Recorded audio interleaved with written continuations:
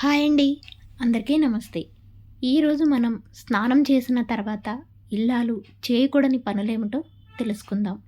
స్నానం చేసిన తర్వాత చాలామంది తెలియక కొన్ని చేయకూడని పనులు చేస్తూ ఉంటారు.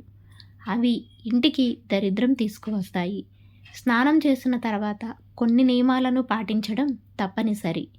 స్నానం చేసిన తర్వాత పాటించవలసిన నియమాలేమిటో తెలుసు. స్నానం చేసిన తర్వాత బాత్రూంతో పని అయిపోయిందని చాలామంది మరుసటి రోజు స్నానానికి వెళ్ళే వరకు బాత్రూమ్ గురించి పట్టించుకోరు.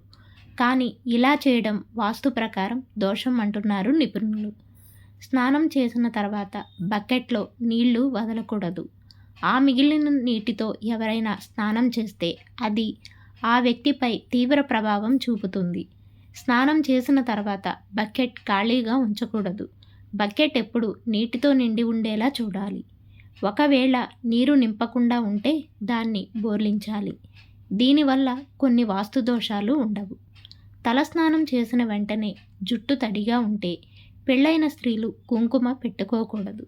అలాగే స్నానం చేసిన తర్వాత వెంటనే పదునైన వస్తువులను ఉపయోగించకూడదు.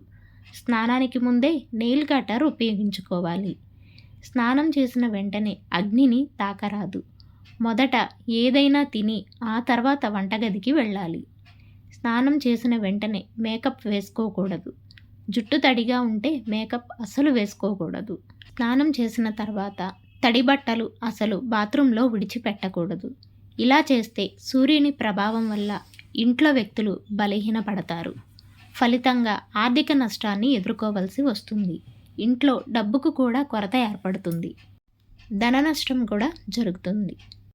ఈ వీడియో కనుక మీకు నచ్చినట్లయితే తప్పకుండా లైక్ చేసి సబ్స్క్రైబ్ చేయండి. Thanks for watching.